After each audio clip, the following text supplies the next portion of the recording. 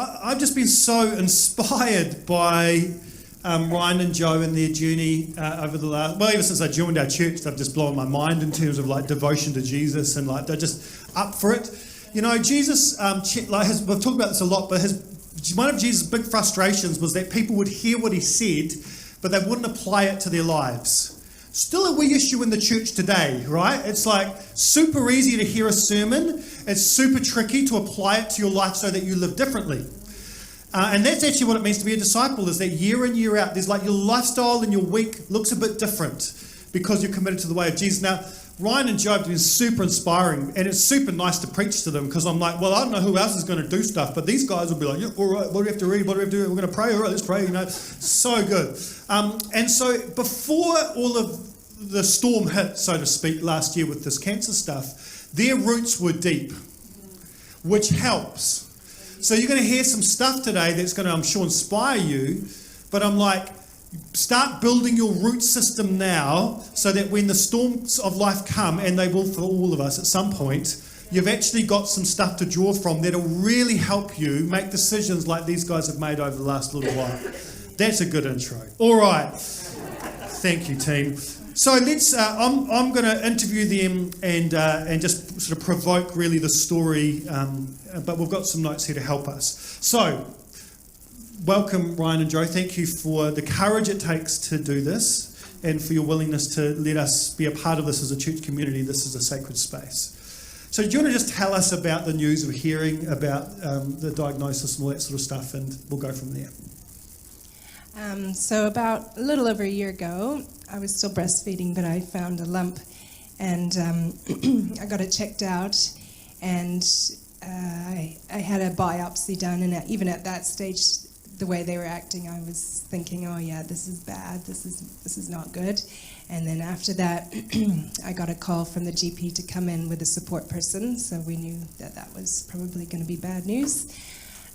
So I was diagnosed with invasive ductal carcinoma, which is breast cancer, and that there would be further appointments with specialists to decide what to do about it, prognosis and treatment.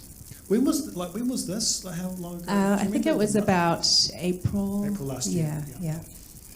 So I just remember walking home from that doctor's appointment. We going in, we knew something was difficult was going to come our way, and we didn't know how we would respond. I remember walking home, actually not feeling that different than when we went in. I remember feeling quite cerebral about the whole thing. I think our emotions, or my emotions, hadn't quite engaged yet at that point. I remember walking home and talking about it, and basically all we knew was this name, invasive ductal carcinoma, but we didn't know anything else about what would the treatment be, what were the prognosis, the outcomes. We didn't really know anything, and so because we didn't have enough information at that time, we just kind of waiting for what would happen next. I remember not getting too freaked out, kind of like in limbo. What's going to happen? So the next step was to see our surgeon, Dr. Broadhurst. And from that consultation, it became clear that the best path forward was to do chemotherapy first, followed by a mastectomy of that breast, and then radiation therapy. And at that point, he gave us more information, and so we could read a little bit about the prognosis and statistics around breast cancer and yada, yada, yada. And at that time, some fear and concern started creeping in at the edges. Because once you start looking at percentages and things, you're like, oh, we actually have a pretty good chance of making it through this. And you can choose to hold on to that percent, or you can look at the other half and, and we have this % chance of not. So at that point, you have to start making decisions about what do you focus on. At that time, we were really intentional about focusing on the likely outcome of the cancer being gone after the treatment. Okay, and then after that, I had some scans and then an appointment with the oncologist. It was during our COVID restrictions, so it was just me on my own. And so at that time, she said that the scans revealed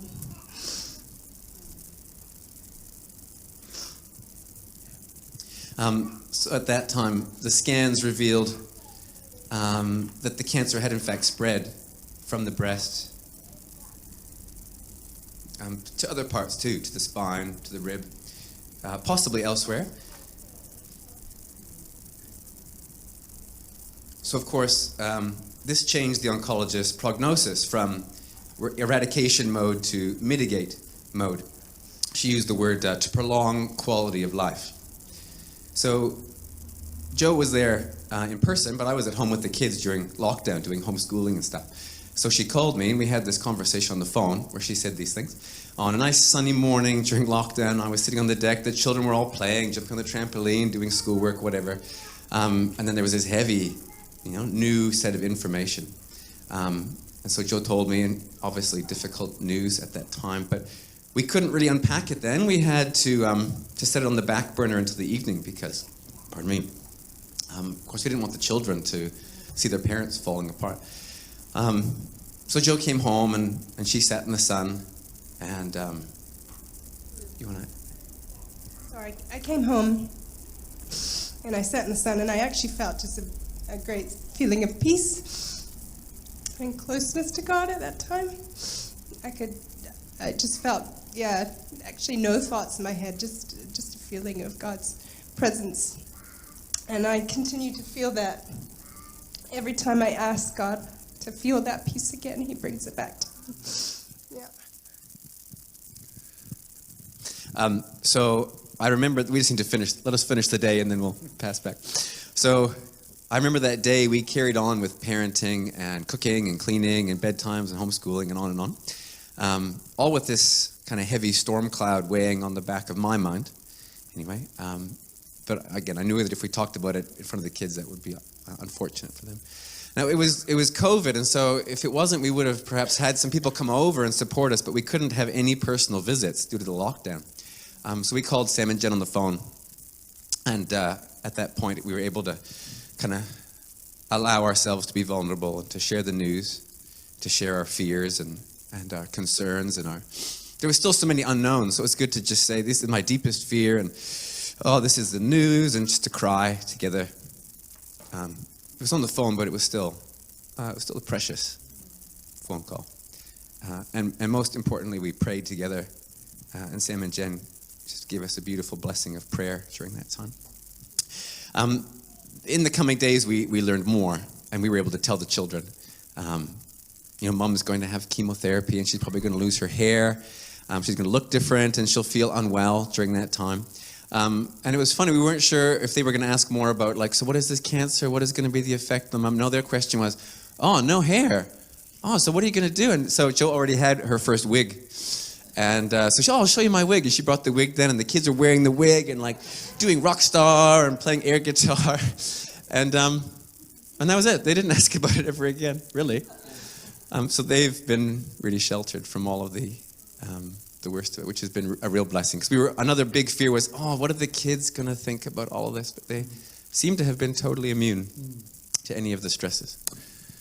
And so do you want to just talk about processing that? Because I know, it was we're ticking along, and then all of a sudden it was like, whoa, this is huge. How did you guys process that in the end? I was so impressed with the way you guys navigated that first patch of just getting your heads around that, and also the privilege of that phone call, and and then that began just a journey of us being able to support you, because I want to point out things they did really well. It's super easy to isolate yourself when you're feeling overwhelmed, and when you've got big news like that. But it's super important to bring a couple of people you trust, not lots of people, a couple of people you trust in at an early stage to help you carry the journey together. So, again, enormous privilege. But just talk about that whole initial processing of that and what that looked like for you guys. I think initially what weighed upon my mind was just still so much uncertainty. We could only guess how Joe would respond to the chemotherapy that was coming. We weren't sure how invasive the surgery was going to be. We weren't sure what radiation therapy would do to her body. And if we took the oncologist at her word, we're looking at years, not decades. And so how do we process that? So I was recommended this book by this Kiwi guy called Phil Kerslake. He's written a book called Life, Happiness and Cancer. And he went through cancer, I think, over a 20-year period. 6 different times he's had cancer and recovered. And he, in his book, just talks about the importance of hope, positivity, and good humor. And so I just felt really strongly that I wanted to be actively involved in what was happening to me, and so I could choose hope and how I reacted to things. And so I just felt like if I did that, the way my treatment would go would be so different. It wouldn't sort of rule my life, I could increase the quality of my life by how I chose to approach it. So my experience with cancer could be affected by the meaning I gave to the experience and the perspective I brought to it. And so I talked to Ryan, and we both read the book, so we were on the same page. And so we agreed that we would choose hope. Yeah. My mind is very logical. I trained as an engineer first before I went into teaching. So when I had stats in my mind, it seemed like I could hold this statistical chance of coming through and this statistical chance of not, and da-da-da-da. But Joe made it very clear, look, we need to be very careful about how we curate the messages that we allow into our field of view. Not that we ignore the truth, but that we carefully choose which ones to focus on. It's hard work to hold on to hope, and small discouragements seem to carry like a disproportionate weight. You need about 10 reminders of hope to counteract one small, even if it's true, negative thought, you know? So we had to intentionally focus our energies on what was within our control. So we put these intentions in writing, and I'll read to you what we shared with our close circles, because I think it just says it well. First, a quote from the book. In medical circles, there's a premise that to create false hope in the mind of the patient is somehow unethical or otherwise morally wrong. I understand the point, but I don't entirely hold to it. Since hope sustains life, hopelessness must have the opposite effect. Yet some people, in their effort to impart only realistic information, can in so doing err too heavily towards the pessimistic and create feelings of helplessness and hopelessness. At times, messages that reach you when you have cancer make little allowance for hope. And for some people, this can help seal their fate on a conscious or subconscious level. There is cause for hope, even when the odds of statistics are against us, because there is no type of cancer which does not have some recovery rate. People often defy so-called odds to live longer and increasingly richer lives. Cancer has gained an aura of invincibility, which gives it more power than it deserves. That's the end of the quote. So we said we want to disempower the cancer. We want to contend for unswerving hope, faith, strength. We have a well-founded hope in the natural strength of Joanna's body, mind, and soul to fight for and win a healthy body, as well as the effective support of the various medical interventions. We also have a solid foundation of hope in Jesus, the master healer. In all of this, Joanna is much stronger than any cancer. So we ended that by saying we fight against fear, doubt, negativity, discouragement, and hopelessness. Words, images, and ideas act like seeds in our minds, and we want to sow good seed. So we sent that to everyone around us, knowing that we need to create an expectation. If you're going to talk to us about this issue, please keep this in mind. So I look back at many moments where God led me or helped me through difficult situations in my life. So not just this one, but previous experiences where I really felt that God was with me. And this gave me more of a sense that I could trust him in this situation as well. One situation that I always look back to was Evie when she was a baby, she dislocated her elbow. And I took her to the clinic at Wellesley Road, and she was in a lot of pain, and she was holding her arm. And the doctor tried to snap it back into place, and he couldn't. And he basically said, oh, well, usually these things will just pop back in themselves if you give it time. And I was like, oh my goodness, I'm not going to just sit here and watch her in pain, not able to do anything because she's holding her arm to herself. So he said, just take her home. So I took her home, and I just shut myself in the bedroom and cried and prayed for God to help me. And then I opened the door, and Evie was outside, and she ran to me, and she tripped on the rug, and her elbow popped back in place. So that was like 10 seconds after I prayed. Yeah. It's again super helpful, right? And can I just point out, just as a pastor who's been involved in a lot of these life moments for people, that's so important, that whole thing around hope. And also to be really clear, it's not helpful being in denial either. And these guys navigated that really well. So it was like they're grounded in reality in terms of what they're facing. The rest of it, Ryan's an engineer, blah, blah, blah. But it's they just created an environment of hope. And Joe, where did you grow up? In Ghana. In Ghana. Yeah. So your natural immunity is pretty friggin' amazing from all the bugs you would have got, right? So So do you want to just talk us through that phase then of the treatment, the different treatments that you went through and your experience of that?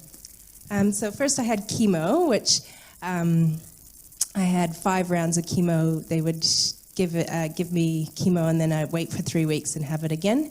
And so there would be from day 4 to day 10, I would feel really awful, and then I'd start to feel better again.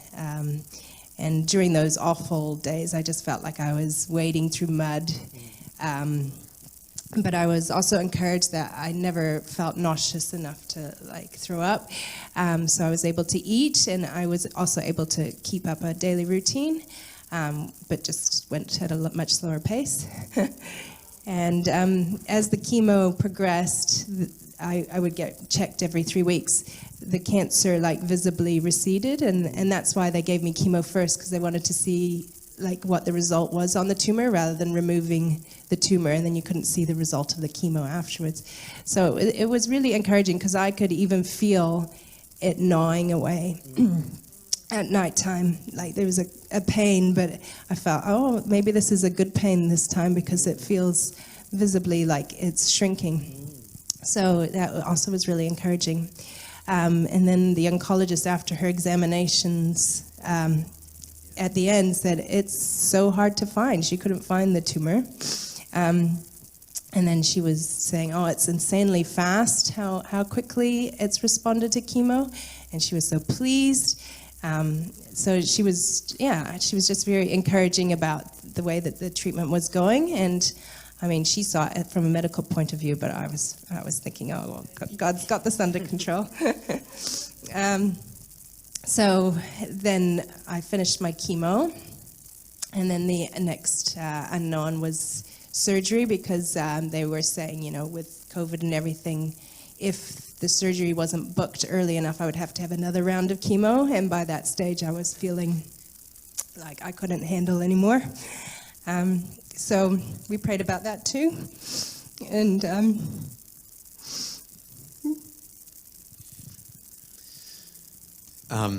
and long story short, we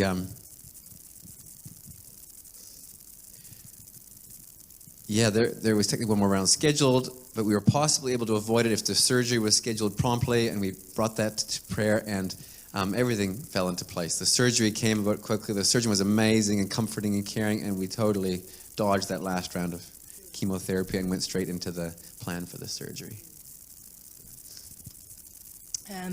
So after chemo, I will continue. I'm currently having 3 weekly immunotherapy treatment and hormone treatments, but they don't have the same side effects as chemo, so I'm happy with that. I think I had scans again at the end of my chemo, and at that stage they revealed that the cancer in the rib and the spine, there was just no sign of it. It was, they call it sclerification, so there is a sign that there was something there, but it's not there. And then there were, again, no signs of the tumor in my breast. And there's, they said, signs of liver spots, but because my chemo was so effective, they think they're just cysts. They're not actually related at all. So then I could move on to my mastectomy. So this was actually a season of quite a lot of encouragement. All the results were really positive, and we're thinking, yes, maybe this is gone for good, We'll go into the surgery and go from there. So Joe had her mastectomy, and they take samples during the surgery and take them to the pathology and take a look at them. And good news, the breast tissue showed no signs of cancer. That was such good news. She also had 5 lymph nodes removed, and 2 of those showed no cancer, but 3 of them did still show some cancer. And so that was really hard to hear. But at that time they said, oh, well, maybe we should go in and remove all the lymph nodes in that area, which would be really invasive and dangerous for health moving forward. But given that they knew the cancer had spread elsewhere in the body, they decided, pros and cons, not to do any more surgery, which again was a huge bonus because we didn't want to do more surgery. And it didn't change anything, and we had a nice summer holiday away during Christmas, camping, and you were able to do all sorts of fun stuff as a family. And at the end of summer holidays, went to Palmy for some radiation therapy, which was the last part of the treatment. And for radiation therapy, I think the hardest thing was just being away from the family. And I think because it was the end of my treatment as well, I started to think about what next. So I just...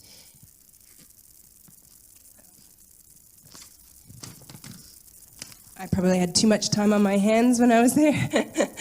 So some of the questions I had is, what does it mean to be healed when I'm still undergoing immunotherapy treatments? And how would I know or have the courage to turn down ongoing treatments if I felt that the side effects outweighed the benefits they were giving to my life? And I think that's the ongoing thing for me, is just knowing what does healing mean. And I think at the moment, for me, it's knowing that I'm well for today. So that's all I need. Yeah, that brings us to where we are. There's still lots of uncertainty, so we just continue to pray for health and strength and God's comforting, empowering, and healing presence each day. So do you want to just unpack for us, like, especially in regards to your faith, like you guys really built, from a very strong foundation anyway, a really great architecture around your life at that time in terms of things you chose to do. Like, I don't know how I would respond. Again, I'd probably just be at Burger King every day, just like doing the worst thing for my body. But you guys, hopefully not. But you guys just built this beautiful kind of architecture out of, from that place of faith. And very intentional about what you built there, which I think is super helpful, because it's like we all go through big storms of life. But you guys just did some smart things. Do you want to talk about what was helpful in that time for you guys in terms of what you chose to do? So I relied a lot on prayer and encouragement from friends. So the prayer chain that Ryan started was everything I needed to get through a day. And so, that was Ryan that did that for me. And that scripture, which we all know, bear each other's burdens. But the thing that's tricky is it's really tough to bear a burden if we don't know about it. And certainly for us pastorally, like there's so much going on in the life of our church, like you please communicate if you're going through something, and then we can help build prayer chains. We've got all sorts of stuff to help, but it's very hard to bear a burden that we don't know about, whether that's a church or your friends or family. So again, like these guys were like, we want support. Brilliant. We want to help. We want to bear this with you. So let's build a messenger thread that's got a whole lot of people that are just going to pray, and we're going to give updates. We're going to get some communication systems here that help us carry this together. So again, that was super helpful. And I remember there was before we did that, thinking like how much should we share? Like it can be a bit vulnerable. Yeah. We thought the more people know, the more they can pray, and we'll invite people to the group, so it's not just free-for-all on the internet. So we curated the group a bit, again, for the positivity Wise thing. move, again. And once we started it and then shared vulnerably what's going on and our reflections and things, they created this beautiful thread of prayers and prophetic words and words of encouragement. And I could post psalms and our own prayers, and it was just ongoing every day. Bing, bing, bing, bing, stuff popping up at just the right time. It was so precious that we extended ourselves a bit vulnerably, and it was very rich, the response. Yeah, and I tend to go for, when I pray, thy will be done. And I think the prophetic words of hope made me think, no, I need to pray for healing rather than just sort of being content with whatever happens. Again, can I just jump in there? That's super important. So, like, there are times pastorally someone's near the end of their life, and it's like, do we contend here, or is it time just to pray that God's peace be with them as they die and go to be with the Lord? And so this is where Jesus was like, always, John 5:19, I just see what my Father's doing and I bless it. So this is a really important thing of like, Lord, how do you want us to pray in this time? Thy will be done, Lord, just give us peace through this, which he did. Or Lord, no, we're called to contend for healing here.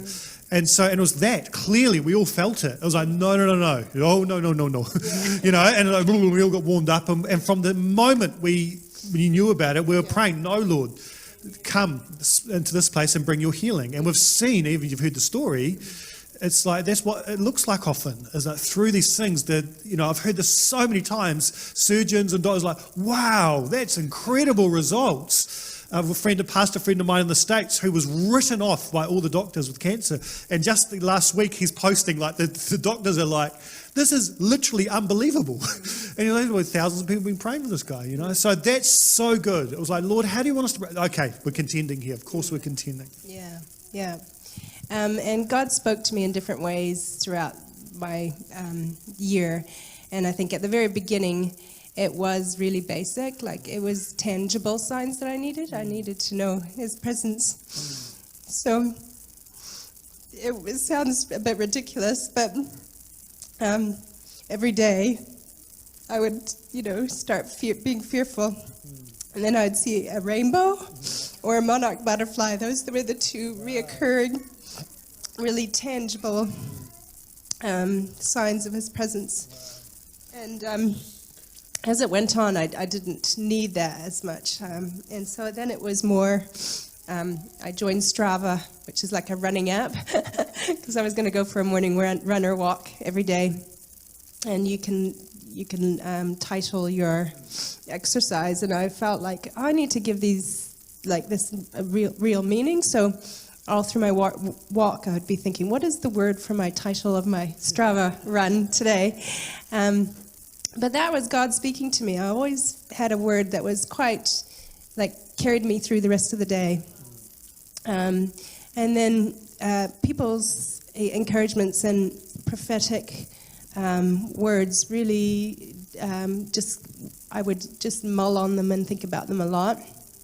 And then verses and songs, and Ryan made me a playlist that I would listen to as well, and I found that really helpful. And then I would make sure I start the day well with time of prayer and just reading my prayer chain just to set me up. And then other things that were helpful was we had tons of meals and gift cards and visits, and that came from all sides. It came through church, it came through family and friends, and it came through my work and Ryan's work as well. We were just it was just amazing how much people showered us with gifts, and for the kids as well, which was really special that they thought about, giving the kids fun things to do and money for us to go off and do things as a family. And so I had a daily routine, and I think it was actually from a sermon earlier that Sam preached about suffering. When you're in a valley, sometimes you just have to keep on walking, and so it's creating routines where you don't have to think about it, you just do it, whether you feel like it or not. So that's what I did. Say that again. That was good. Say it again. No, just read what you got. That's awesome. I had a daily routine, and I stuck to it, whether I felt like it or not. Whether I felt like it or not. Hello. Yeah. Sometimes we walk by faith, not by sight. So our emotions and our senses aren't with us, but we do it anyway. That's wisdom. That's brilliant. All right, sorry. Happy pastor. I'm like, someone's listening to this. So just try to unpack some of those routines and what were some of those healthy things. For me, I started to feel quite anxious and fearful, as you can understand. And I realized a lot of that came from a desire for control. I wanted to control the outcome of this health challenge. And of course, so much of my life is not within my control. And I was responding by anxiously contemplating the future and possible outcomes and this and that. And I needed a prayer to soothe my anxious mind and soul. And it can be hard to pray in these times. As we've already said, what do I pray for, and how do I pray with confidence? So I was looking for a set prayer, a pre-written prayer that could offer a framework and a depth of truth I was struggling to accomplish on my own. So I found this prayer called the Surrender Novena, which a novena is like a Catholic prayer. It's a 9-day set of prayers on a theme. And I just want to read you a couple lines from this prayer. I went through this over and over and over again. It was so helpful to me in this time. The prayer is written from the voice of Jesus. Why do you confuse yourselves by worrying? Why do you confuse yourselves by worrying? Leave the care of your affairs to me, and everything will be peaceful. I say to you in truth that every act of true, blind, complete surrender to me produces the effect that you desire and resolves all difficult situations. Surrender to me does not mean to fret, to be upset, to lose hope, nor does it mean offering to me a worried prayer, asking me to follow you and change your worry into prayer. It's against this surrender, deeply against it, to worry, to be nervous, and to desire to think about the consequences of anything. Surrender means to placidly close the eyes of the soul, turn away from thoughts of tribulation, and to put yourself in my care, so that only I act, saying, you take care of it. I perform miracles in proportion to your full surrender to me and to your not thinking of yourselves. I sow treasure troves of graces when you're in the deepest poverty. I will take care of things. I promise this to you. And it ends every day with this prayer. Oh, Jesus, I surrender myself to you. Take care of everything. Oh, Jesus, I surrender myself to you. Take care of everything. And I pondered that prayer, and it's not shallow. Like, I promise to take care of everything doesn't mean I'll heal all your sicknesses and give you lots of money and da-da-da. It's like a rich, what is God doing in our lives right now? I will trust me to take care of you as I see fit. That prayer was very powerful for me. And so I would pray that every morning. Second, every morning I would go to the Psalms. I felt called. They were like beckoning me. I could feel the pull to the Psalms, and I started at Psalm 1, and I read 1, 2, or 3 every day and went through the Psalms from start to finish, and then just repeated through again. And what I found really powerful was I copied out the laments and the poetic hopes in those Psalms, and I would post the portions of them to Jo, because she would have her quiet time upstairs and I'd be downstairs. And so I'd copy these sections of Psalms, and I would text them to Jo, and she's upstairs, and I'd get little lovey hearts and little thumbs up. But every day, there would be some word of hope or some lament where we could just be honest and say, yes, this is really hard, God, where are you? But the laments always end like, and yet the Lord will, be glorified. There was one in particular that was quite powerful. So Psalm 27, verse 13 and 14 are my key scriptures for the last year. I remain confident of this. I will see the goodness of the Lord in the land of the living. Wait for the Lord. Be strong and take heart and wait for the Lord. We're going to have to dive a little bit ahead just because of time. Okay, we're going to jump to this, and we've got that song queued up, so we'll finish with that. Okay. But the journey with God, so we'll fast forward to that. Do you want to just talk about overall just some of the things that you've learned in terms of, because out of this, these guys are a massive resource now for us as a church in terms of like the wisdom that they've got. So if there's like, what book did you find helpful, or what, that sort of stuff, there's all sorts of stuff these guys can recommend that were helpful for them if you're going through some deep water yourself. But you're going to just, we'll wrap up by just talking about some of the lessons that you guys have learned with God through this. I think God has brought me much closer to Him. So my faith doesn't feel dry anymore. It keeps me going, and it's really vibrant. And life itself is vibrant and rich.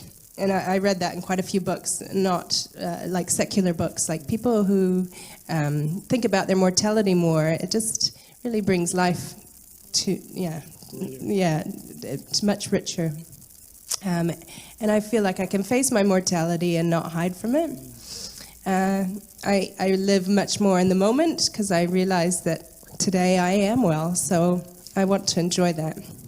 And then I think from reading Psalm 27, the word wait is a big one for me. So it is really letting go and just lifting my eyes to the Lord and making my fears and worries, and that makes my fears and worries leave, choosing to just rest in Him for each day. I think for me, big one is that how much we need each other. We will crumble if we face these trials alone. Community is a treasure. Another one is we know that everybody who trusts in Jesus will live forever in the age to come, and that gives great hope. But what about the struggles of this day, this moment? And I've started to, through diving into the scriptures and through diving into my own prayers and set prayers and communal prayers, come up with just a mantra of truth. God is good. God is faithful. God is trustworthy. Do I trust Him? Do I really believe that Jesus is Lord of all, King of the universe? Do I trust Him to redeem pain and suffering? I don't know what's happening or why exactly it's happening, but I can trust that he's good and that he's going to redeem it in the end. I think of the verse, my grace is sufficient for you. My power is made perfect in weakness. So true. My deep trust in his goodness and ultimate authority, it needs to be bolstered each day. It's not like I suddenly tapped into it and now I'm good. Like even now, every morning, I need to spend time in silence and prayer in the scriptures. And then he re-establishes that sense of, trust me, I'm in control. And last, I'll just share that in all of this, I constantly and regularly go back to think of Jesus in the garden. Jesus faced rejection, misunderstanding, pain and suffering. People didn't understand what he was trying to say. His disciples abandoned him. He suffered shame and death. He prayed to his Father in the garden on his knees and was weeping, and he himself had unanswered prayer. And yet in all of that, it was good. God knew what he was doing, and he's brought about the salvation of the whole world. I look to Jesus and I say, Jesus, I don't understand everything, but I trust you.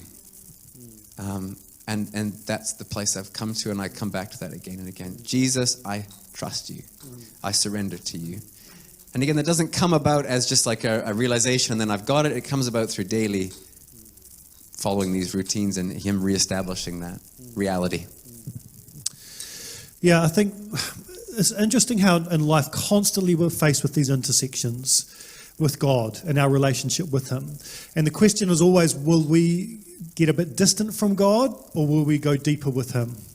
And it's always those two, distant or deeper. And all the time there's this stuff going on. And when storms of life come like these guys have gone through, like I want my story to be their story. Oh man, I went deeper with God. And he often does some of his deepest work through some of the biggest pain and suffering that we go through in terms of shaping our character to become more like him.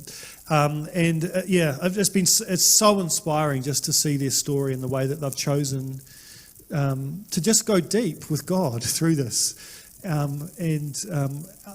As we come into land this morning, I'd love just us to give a moment, because here's what I want us to avoid is comparing whatever suffering we're going through with their story. It's going to be hard to beat, right? Like this is pretty significant for anyone, like this big. But the tricky stuff you're going through really matters to Jesus. And so I don't think it's helpful to minimize your own challenges and go, I can't complain compared to what Ryan and Joe have gone through. So you know what? No, he actually does care about what you're going through. And it's really healthy to bring it to the Lord. And here's what I'd love us to do as we finish this morning, is that ultimately when we go through stuff like pain and suffering and just seasons of life where it's like legitimately we've got to ask the question, what the heck are you doing, God?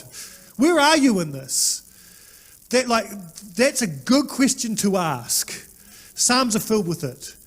This doesn't, in the Western church where we minimize our mortality and we don't talk about pain and suffering too much, not helpful.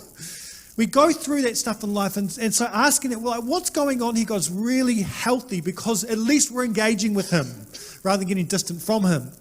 But then ultimately, we aren't going to have some answers this side of eternity for lots of things. And the mystery box for me keeps lots of stuff gets chucked in there regularly. I don't know, but I choose to trust you, Jesus.